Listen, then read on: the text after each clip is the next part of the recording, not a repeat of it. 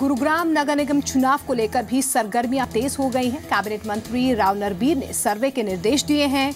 उनका कहना है कि सर्वे में जिस उम्मीदवार को बहुमत मिलेगा उसे ही नगर निगम का टिकट दिया जाएगा। हरियाणा बीजेपी को गुरुग्राम नगर निगम चुनाव में बगावत का सामना करना पड़ सकता है।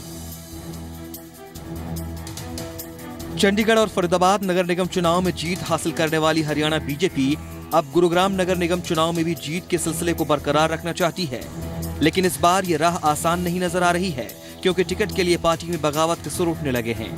कैबिनेट मंत्री राव नरबीर से खुद इस बात को मानते हैं। कोशिश करेंगे कि भारतीय जनता पार्टी का जो भी आस्था रखता है वो उस चुनाव में उसके खिलाफ नहीं जाएगा और हाथ पांव जोड़ के जैसे भी होगा बनाने की पूरी कोशिश करेंगे। मेरा प्रयास रहेगा कि भारतीय जनता पार्टी के प्रत्याशी जीतकर कोई आदमी खिलाफ होकर ना जाए, कहीं न कहीं उनको एडजस्ट जरूर करें। राव नरबीर सिंह के मुताबिक बीजेपी गुरुग्राम नगर निगम चुनाव में भी मनोहर लाल खट्टर के नेतृत्व में प्रदेश और निगमों में हुए 2 साल के विकास कार्यों के आधार पर जनता से वोट मांगेगी।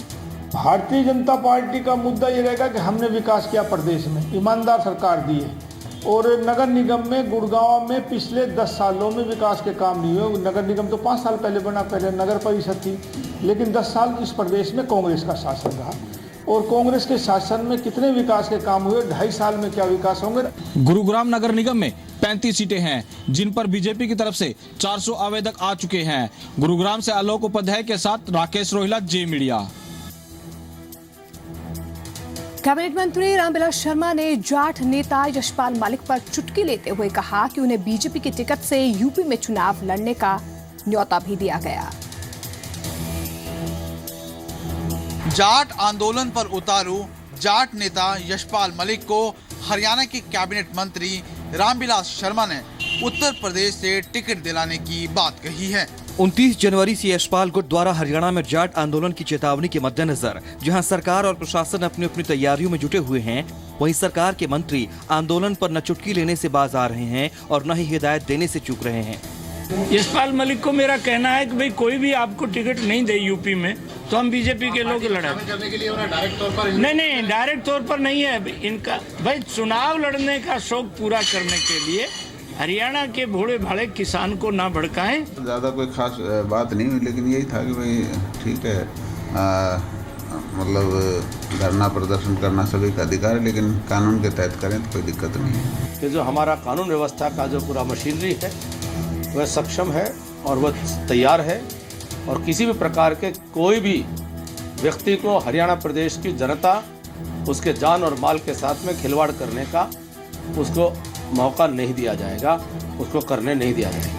वहीं आंदोलन के दौरान किसी भी तरह की हिंसा से निपटने के लिए अंबाला रेल मंडल ने रेलवे अधिकारियों को जीआरपी और पुलिस के साथ तालमेल बनाने के आदेश दिए हैं। हमारे जो अधिकारी हैं उनको हमने निर्देशित कर दिया है कि वो अपने काउंटर पार्ट से बात करें जीआरपी से, और जीआरपी आगे स्टेट गवर्नमेंट से बात करे इस बारे में। लेकिन हम उसके लिए प्रिपेयर्ड हैं, हम उनके साथ में कोऑर्डिनेशन कर लेंगे जीआरपी या स्टेट गवर्नमेंट के साथ में। मुख्यमंत्री और प्रदेश के डीजीपी आंदोलन में हिंसक होने पर सख्त कार्रवाई की बात कह चुके हैं। ब्यूरो रिपोर्ट के साथ ललित शर्मा, जी मीडिया, चंडीगढ़। शिमला को स्मार्ट सिटी की लिस्ट में शामिल करने की कवायद लगातार जारी है। शिमला नगर निगम इसे लेकर कोई कोर कसर नहीं छोड़ना चाहता। शिमला को स्मार्ट सिटी में शामिल करवाने के लिए नगर निगम इस बार सियासी दलों की राय भी ले रहा है। शिमला को एक बार फिर से स्मार्ट सिटी योजना में शामिल करने का मिशन शुरू हो चुका है। स्मार्ट सिटी में शामिल किए जाने वाले 20 शहरों की नई लिस्ट में शिमला को शुमार कराने के लिए इस बार नगर निगम आम लोगों के साथ ही राजनीतिक पार्टियों से भी सुझाव ले रहा है। तो 49 शहरों में से जो है 20 शहर होंगे, तो उसके लिए शिमला जो है पूरी तरह से तैयारी कर रहा है।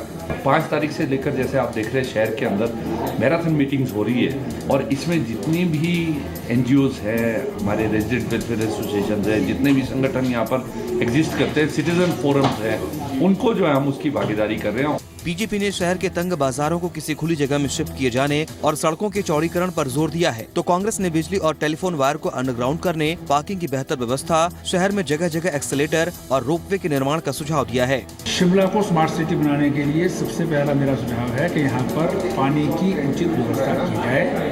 खास करके ट्रैफिक जाम से जो है वो सिटी आजकल जो है वो बहुत परेशानी में है। यहाँ के जो लोग हैं और पर्यटक हैं कि जो बाहर से गाड़ियाँ आती हैं उनके लिए पार्किंग्स की व्यवस्था शहर में एंटर करने से पहले ही शोधी और तारा देवी के बीच में कर दी जाए। केंद्र की स्मार्ट सिटी योजना के तहत देश के 49 नए शहरों को इस लिस्ट में शामिल होने का मौका दिया जा रहा है। शिमला से मोहित प्रेम शर्मा के साथ यशराज, जी मीडिया। हिमाचल में डॉक्टरों के सामूहिक अवकाश से मरीजों को भारी परेशानी का सामना करना पड़ रहा है, क्योंकि मारपीट के मामलों में सख्त कार्रवाई करने की मांग को लेकर डॉक्टर्स ने सामूहिक अवकाश लिया हुआ है। हिमाचल में हड़ताल के तीसरे दिन आज डॉक्टरों ने काली पट्टी बांधकर अपना विरोध दर्ज करवाया, लेकिन इमरजेंसी सेवाएं बहाल रखने का दावा किया। हिमाचल प्रदेश में हड़ताल के समर्थन में आईजीएमसी समेत कई अस्पतालों के डॉक्टर मास कैजुअल लीव पर चले गए हैं, जिससे अस्पतालों में मरीजों की चिकित्सा व्यवस्था चरमराने लगी है। हड़ताल के तीसरे दिन तक कई हजार से ज्यादा डॉक्टर छुट्टी पर जा चुके हैं और जो अस्पतालों में हैं, वो काली पट्टी बांधकर अपना विरोध जता रहे हैं, जिससे सूबे के सबसे बड़े अस्पताल आईजीएमसी प्रबंधन को भी चुनौतियों का सामना करना पड़ रहा है। हमारा चट रही है आज की मास कैजुअल लीव है फ्रॉम नेक्स्ट डे ऑनवर्ड। 10 दिन के लिए जो ब्लैक वेजेस के साथ प्रोटेस्ट करेंगे। Then after 10 days for another 10 days it is 2 hours pen down strike and after that if government doesn't हमारी मांगों को नहीं मानती है तो फिर 24 फरवरी को जो है वो mass resignation all across the Himachal doctors देंगे। जाहिर सी बात है, अगर अस्पताल में डॉक्टर ही नहीं रहेंगे तो मरीजों की मुश्किलें तो बढ़ेंगी ही। अब तो रेजिडेंट डॉक्टर्स ने भी हड़ताल को समर्थन दे दिया है।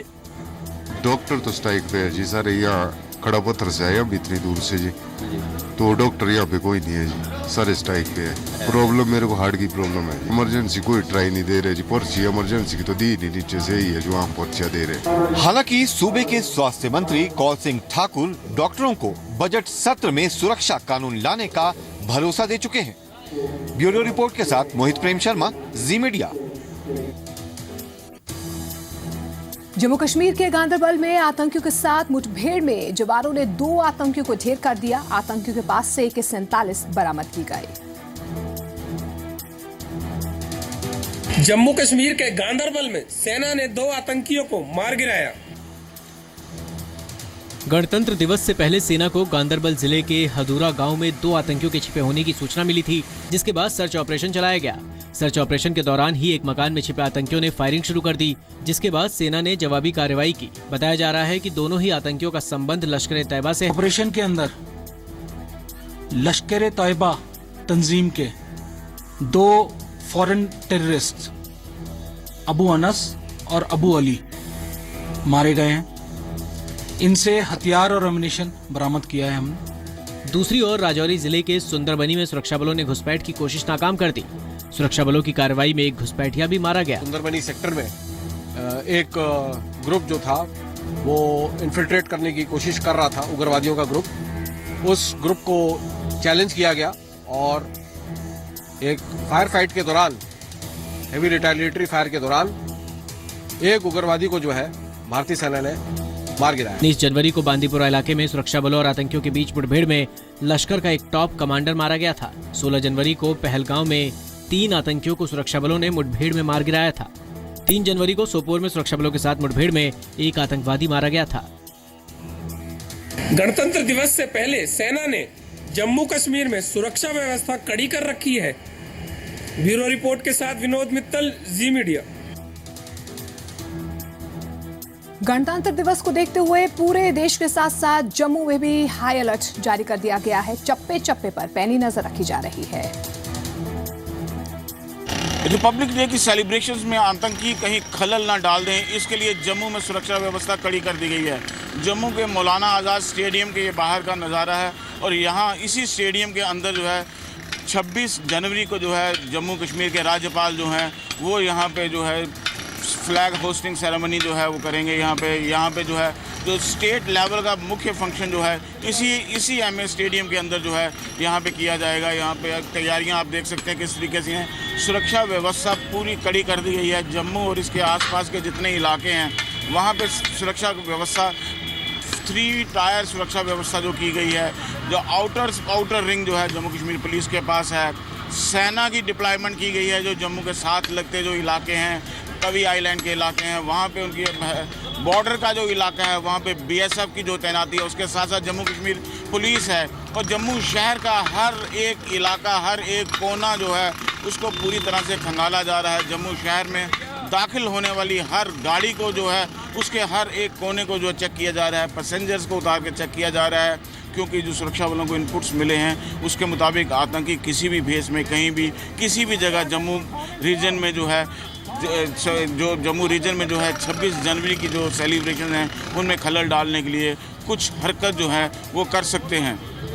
कैमरामैन मानी के साथ राजू केरनी, जी मीडिया, जम्मू। श्रीनगर के बख्शी स्टेडियम में एक तरफ बर्फ की चादर बिछी हुई है तो वहीं दूसरी तरफ गणतंत्र दिवस की फुल ड्रेस रिहर्सल की गई। श्रीनगर में आज गणतंत्र दिवस की फुल ड्रेस रिहर्सल की गई। सूबे में बर्फबारी और कड़ाके की ठंड के बीच जवानों के हौसले देखने लायक थे। श्रीनगर के बख्शी स्टेडियम में रिपब्लिक डे की फुल ड्रेस रिहर्सल के दौरान जवान कदम ताल मिलाते नजर आए। इस दौरान जवानों का आत्मविश्वास और समर्पण काबिले तारीफ था। जम्मू कश्मीर पुलिस के आला अधिकारियों ने बताया कि गणतंत्र दिवस के मद्देनजर कड़ी सुरक्षा बंदोबस्त किए गए हैं। गणतंत्र दिवस पर खराब मौसम खलल न डाले, इसके लिए भी विशेष प्रबंध किए गए हैं। देखिए, इसमें जो प्रोग्राम है इसके लिए ऑलरेडी हमने इसमें कंटीजेंसी प्लान बना के रखा हुआ है। वो जिला इंतजामिया को भी पता है और सारी उसकी ऑलरेडी एक ड्रिल है, तो स्टैंडर्ड ड्रिल है जिसके मुताबिक चाहे बर्फबारी हो या बारिश हो, वो ये फंक्शन जो है कैसे करानी है, सड़कें कैसे साफ़ करानी है, बाकी वेन्यू को कैसे साफ रखना है और प्रोग्राम कैसे करना है, उसके लिए एक पूरा कम्प्रिहेंसिव प्लान है जिसके तहत ये काम किया जाता है। सुरक्षा के कड़े पहरे के बीच 26 जनवरी को यहाँ पर तिरंगा लहराया जाएगा। श्रीनगर से खालिद हुसैन के साथ नितिका महेश्वरी, सी मीडिया। सोनीपत के राय गांव में बदलाव की एक नई तस्वीर सामने आई है। राय में 1000 लड़कों के मुकाबले 1204 लड़कियां हैं। सोनीपत ने 1000 लड़कों के मुकाबले 1204 लड़कियों के सेक्स रेशो के बेहतरीन उदाहरण पेश किए हैं। प्रधानमंत्री नरेंद्र मोदी की बेटी बचाओ बेटी पढ़ाओ अभियान का हरियाणा के सोनीपत में बड़ा असर देखने को मिल रहा है।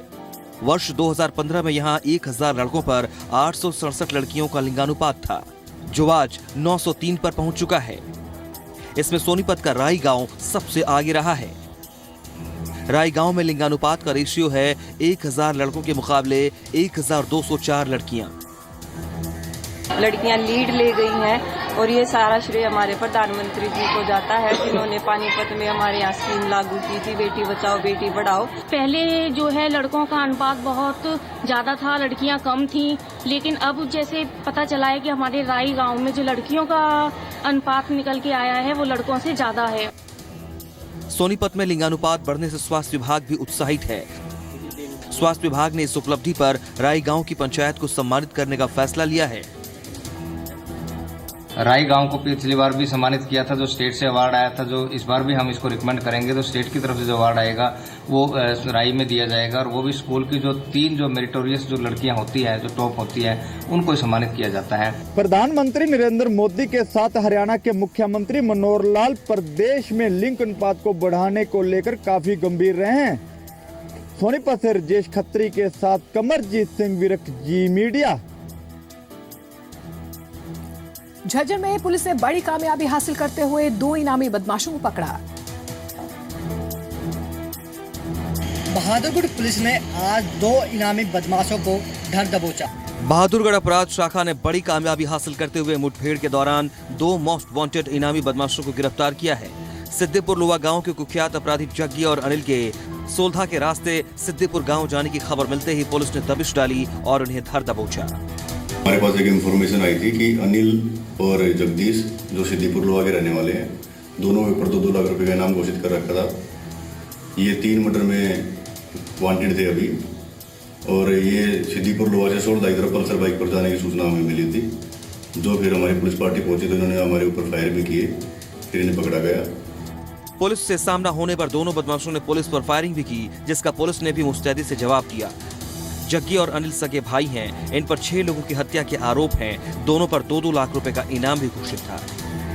पहले भी इनके ऊपर हत्या के मामले दर्ज है। टोटल मिला के इनके ऊपर 11-12 मुकदमे दर्ज है हत्या के और हत्या करने के प्रयास के और शराब के फार्मजेट के मुकदमे के ऊपर दर्ज है। दोनों आरोपियों के आपराधिक रिकॉर्ड और रंजिश को देखते हुए गांव में अस्थायी पुलिस पोस्ट भी बनाई गई है। झज्जर से संजीत खन्ना, जी मीडिया। गुरुग्राम एक ऐसा चोर पुलिस के हाथ चढ़ा है जो कीमती सामान से लेकर अंडरगारमेंट तक की चोरी करता था। गुरुग्राम पुलिस ने ऐसे चोर को गिरफ्तार किया है जो अपने पीछे घर में कुछ भी नहीं छोड़ता था। साइबर सिटी गुरुग्राम की पुलिस ने एक ऐसे चोर को गिरफ्तार किया है जो अपने महंगे शौक और अय्याशी के लिए कीमती सामान से लेकर टूथपेस्ट और अंडरगारमेंट तक की चोरी की वारदातों को अंजाम देता था। आरोपी भिवानी के एक गांव के महिला सरपंच का पति भी है। पुलिस ने इसके अलावा एक और शख्स को लाखों रुपए के सामान के साथ गिरफ्तार किया है। अभी इससे मिला जो सामान है वो एक 55 इंच का LCD मिला है, होम थिएटर है, कपड़े हैं, मतलब हर तरह का कपड़ा है, TV प्लेयर है, एक्वागार्ड है और सिलेंडर है, फ़ोन है नोकिया के। तो अभी तो इनिशियल स्टेज पे है, पूछताछ अभी कर रहे हैं, उसको रिमांड पे लेके आगे जैसा होगा कर रहे हैं। इस शातिर चोर राजेश का चोरी की वारदात को अंजाम देने का तरीका भी खास नायाब था। स्कॉर्पियो कार पर सवार होकर ये अपने साथी के साथ सबसे पहले शहर के पॉश इलाकों की घरों की टोह लेता और जिस घर में परिवार नहीं होता उसे ही अपना निशाना बनाता। देखिए, ये राजेश नाम का जो आरोपी पकड़ा गया है, ये अपने एक दोस्त सुनील के साथ मिलके वारदात करते थे। ये पहले उस घर की रैकी करते थे, 2-3-4 दिन रैकी करने के बाद जो घर इन्हें लगता था काफ़ी देर से बंद पड़ा है, उसमें ये वारदात को अंजाम लगाते थे। पुलिस ने गिरफ्तार आरोपियों से पूछताछ में आधा दर्जन से ज्यादा चोरी की वारदातों का खुलासा किया है। गुरुग्राम से आलोक उपाध्याय, जी मीडिया। शिमला समेत हिमाचल में वेस्टर्न डिस्टर्बेंस की वजह से चल रही ठंडी हवाओं ने गरीबों के सामने रोजी रोटी की समस्या खड़ी कर दी है। ठंड की वजह से मजदूर वर्ग को अपना काम करने में मुश्किलों का सामना करना पड़ रहा है। हिमाचल में वेस्टर्न डिस्टर्बेंस की वजह से चल रही ठंडी हवाओं ने गरीबों के सामने रोजी रोटी की समस्या खड़ी कर दी है। हिमाचल प्रदेश में बर्फबारी के बाद अब भी हालात पूरी तरह सामान्य नहीं हो पाए हैं। शिमला में वेस्टर्न डिस्टर्बेंस की वजह से चल रही ठंडी हवाओं ने मुश्किलों में और इजाफा ही किया है। खासकर मजदूर वर्ग को इस दौरान अपना काम करने में काफी मुश्किलों का सामना करना पड़ रहा है। जब से बर्फ पड़ा हो बहुत ठंड हो गई है सर। यहाँ सुबह शाम तो बहुत ज़्यादा ठंड है, तो काम करने में थोड़ा मुश्किल हो रहा है सर। बस आग जलाते, थोड़ा आग हाथ सेकते, फिर उसके बाद काम कर लेते, फिर थोड़ा ठंड लगे तो फिर हाथ सेकते, फिर काम कर लेते सर। बहुत ज़्यादा ठंड है सर। शिमला में डेली मजदूरी करने वालों की चुनौती ये भी है कि वो काम नहीं करेंगे तो पैसा नहीं कमा पाएंगे, और पैसा नहीं कमाएंगे तो बच्चों का पेट कैसे भरेंगे। ठंड तो बहुत ज़्यादा है यहाँ। ठंड की वजह से बहुत दिक्कत भी है और क्या बोले, काम भी करना पड़ता है। और आप मतलब ताप के हम लोग काम कर रहे हैं यहाँ पे। क्या करेंगे, काम तो करना ही है। अब गरीब आदमी क्या कहाँ जाएंगे हम लोग। मजदूरी नहीं करेंगे तो फिर तो हम लोग को रोटी भी खाना मुश्किल है। ठंड के 1 साल में लोगों के सामने अलाव के अलावा दूसरा और कोई रास्ता भी नहीं बचा है। ब्यूरो रिपोर्ट, जी मीडिया, शिमला। हिमाचल प्रदेश में आज से अगले 3 दिनों तक पश्चिमी विक्षोभ सक्रिय है। ऐसे में राज्य मौसम विभाग ने इन 3 दिनों तक भारी से भी भारी बर्फबारी की संभावना जताई है। हिमाचल प्रदेश में पश्चिमी विक्षोभ के एक बार फिर से सक्रिय होने के बाद मौसम ने करवट ली है और मौसम विभाग ने अगले 3 दिन तक भारी से भी भारी हिमपात की संभावना जताई है। यानी एक बार फिर से बर्फबारी होने के पूरे आसार हैं। हालांकि जो ऊंचाई वाले इलाके हैं वहां पर बर्फबारी भी शुरू हो चुकी है। लाहौल स्पीति, किन्नौर, कुल्लू, चंबा, सिरमौर की जो ऊंची चोटियां हैं वहां पर बर्फबारी का दौर जो है वो करीब अब शुरू हो चुका है। और पहाड़ों की रानी शिमला में भी लोगों को बर्फबारी का इंतजार है। खास तौर पर जो सैलानी आए हैं, जिनकी चाह होती है कि बर्फबारी एक बार जरूर देखें। कुछ सैलानी यहाँ पर आए हैं। कहाँ से आए हैं आप और किस? बिलासपुर, हिमाचल प्रदेश से आया है। मैं कॉलेज में प्रोफेसर हूँ। यहाँ पर जिस तरह से आए हैं, आप उम्मीद कर रहे हैं बर्फबारी हो? हाँ, हम इसीलिए स्पेशली छुट्टियों में 2 दिन के लिए हम शिमला में आए हुए हैं। तो यहाँ जो हिमाचल प्रदेश के ही निवासी हैं, जहाँ बर्फ नहीं पड़ती है, मैदानी इलाके, वहाँ पर से भी लोग जो हैं वो पहाड़ों की रानी की तरफ रुख करना उन्होंने शुरू कर दिया। आप कहाँ से आए हैं और किस तरह से आप देखते हैं अगर बर्फबारी हो गई तो? हम दिल्ली से आए तो हमारा प्लानिंग आज वापस जाने का था, बट जैसे पता चला कि होना है तो वी आर प्लानिंग कि विल स्टे हियर ओनली और देख के जाएंगे। बच्चे बड़े एक्साइटेड हैं। आपने बर्फबारी कभी होते देखी? हमने देखी है, बट बच्चों ने नहीं देखी है। अच्छा, किस तरह से आप देखते हैं बर्फबारी जो है, खासतौर पर उसको देखने आए अगर शिमला आते हैं या फिर ऐसे हिल स्टेशन में जाते हैं, मौसम का किस तरह से मजा ले रहे हैं आप? मौसम मजा भी तो है, ठंडक तो है यहाँ पर काफ़ी दिल्ली के कंपैरेटिवली। बस अब हम बर्फबारी का इंतजार करेंगे, बर्फबारी और तो और थोड़ा इंजॉयमेंट थोड़ा ज़्यादा मजा आएगा। तो जो लोग हैं उन्हें बर्फबारी का इंतजार है, खासतौर पर जो मैदानी इलाकों से सैलानी शिमला पहुंचे जिन्होंने पहाड़ों की तरफ रुख किया है, उन्हें उम्मीद है कि बर्फबारी जो है वो हो जाए। लेकिन जिस तरह से मौसम विभाग ने इस बार संभावना जताई है कि जो पिछली सीजन में जो बर्फबारी हुई थी, सीजन में जो पहले की बर्फबारी हुई थी, उससे कहीं ज्यादा बर्फबारी पूरी जो होने की पूरी संभावना मौसम विभाग ने जो है वो जताई है। अब देखना होगा कि बर्फबारी के दीदार कब तक होते हैं लोगों को और किस तरह से सैलानी इस बर्फबारी का एक बार फिर से मजा उठा पाते हैं। कैमरा पर्सन अशोक सोनी के साथ मोहित प्रेम शर्मा, जी मीडिया, शिमला। कश्मीर में कड़ाके ठंड और आतंकी हमले के खतरे के बीच आज भी जवान हर वक्त अपनी ड्यूटी पर है। कश्मीर में कड़ाके की ठंड और मिलिटेंट खतरे के बीच जवान आज भी हर वक्त अपनी ड्यूटी कर रहे हैं। माइनस डिग्री का तापमान हो या रसद के अभावों के बीच भूखे प्यासे रहकर भी सरहद और आवाम की सुरक्षा की चुनौती, मुश्किल से मुश्किल हालात में हमारे जवान बिना रुके बिना थके हर वक्त अपनी ड्यूटी निभाते हैं, जो कभी भी आसान नहीं होती। इन कठिन परिस्थितियों के बीच इनके हौसले की बदौलत ही हम और आप चैन की सांस ले पाते हैं। जहाँ ड्यूटी टाइट है और सख्ती की ड्यूटी है सर, और फिर भी हम अपना बचाव करते हुए ड्यूटी करते हैं सर। सर्दी बचाने के लिए हमारे पास जूता पहना हुआ है, गर्म शर्ट है, गर्म पैंट है और पब्लिक को देखते हुए हम ड्यूटी करते हैं। सर ड्यूटी टफ है, लेकिन हम अपने जवानों के साथ अपने बड़ी पेयर में रहकर उसका अंजाम देते हैं। सुबह 7 बजे से शाम को 5, 5:30, 6 बजे 6 भी बज जाते हैं। शुक्रवार जैसे होता है उस दिन 7 ही बज जाते हैं, तो इसके लिए हम सुबह से शाम तक अलर्ट रहते हैं। जाहिर सी बात है, इतने कठिन हालात में ड्यूटी निभाने के दौरान इन्हें काफी संसाधनों और आराम की भी जरूरत होती है। ऐसे में सेना के सीनियर ऑफिसर इन बातों का पूरा ख्याल भी रखते हैं। चीज इंश्योर की जाती है कि जवान जहाँ रह रहे हैं, वेरेवर दे आर अकोमोडेटेड, वहाँ उनको प्रॉपर बुखारीज हों, गर्म पानी मुहैया कराया जाए, उसके लिए हमाम वगैरह ये सारी चीज़ें रहती हैं। Timely warm food to them, चाय वगैरह की है, या अगर इन अनफॉर्चुनेटली किसी जवान को कोई प्रॉब्लम होती है तो उसके लिए मेडिकेशन है प्रॉपर, ये सारी चीज़ें देखी जाती। ऐसे मुश्किल हालातों में अपना फर्ज अंजाम देने वाले कश्मीर के इन जवानों की हिम्मत की दाद देनी चाहिए। ब्यूरो रिपोर्ट के साथ खालिद हुसैन, जी मीडिया, श्रीनगर।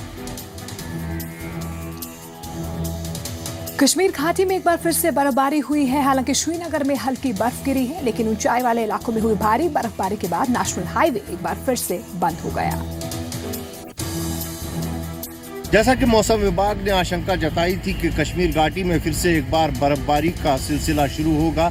गई रात से जहां श्रीनगर में हल्की बर्फबारी हुई, वहीं पहाड़ी इलाकों में भारी बर्फबारी रिकॉर्ड की गई है। गुलमर्ग, पहलगाम, सोनमर्ग, इन पर्यटन स्थलों पर काफ़ी मात्रा में बर्फबारी रिकॉर्ड की गई है। वहीं अगर राष्ट्रीय राजमार्ग की बात करें तो जवाहर टनल पे भीषण बर्फबारी हो रही है, जिसके चलते फिलहाल ट्रैफिक को रोक दिया गया है। हालांकि एक तरफा ट्रैफिक के लिए इस यातायात को खोल दिया गया था, लेकिन और अब जाते जाते देखिए मौसम का हाल। काफी दिनों बाद दिल्ली और एनसीआर में अधिकतम तापमान 25 डिग्री को छू गया है। दिल्ली का अधिकतम तापमान 25 डिग्री सेल्सियस रिकॉर्ड किया गया, जबकि गुरुग्राम का अधिकतम तापमान 25 डिग्री सेल्सियस रहा। वहीं हिसार का अधिकतम तापमान 24 डिग्री सेल्सियस रहा। चंडीगढ़ में आज का अधिकतम तापमान 22 डिग्री सेल्सियस रिकॉर्ड किया गया। पंजाब की बात करें तो अमृतसर में 18 डिग्री सेल्सियस, वहीं बठिंडा में भी आज का अधिकतम तापमान 18 डिग्री सेल्सियस रहा, जबकि लुधियाना में 21 डिग्री सेल्सियस दर्ज किया गया। वहीं पटियाला में 22 डिग्री सेल्सियस तापमान नोट किया गया। उधर हिमाचल की बात करें तो मनाली का अधिकतम तापमान 8 डिग्री सेल्सियस, शिमला में 12 डिग्री सेल्सियस रिकॉर्ड किया गया, जबकि धर्मशाला में 14 डिग्री सेल्सियस और श्रीनगर में 4 डिग्री सेल्सियस अधिकतम तापमान रहा। पहाड़ों में बाकी शहरों के मुकाबले श्रीनगर का तापमान लगातार सबसे कम दर्ज किया जा रहा है। ब्यूरो रिपोर्ट के साथ संदीप सिंह, जी मीडिया।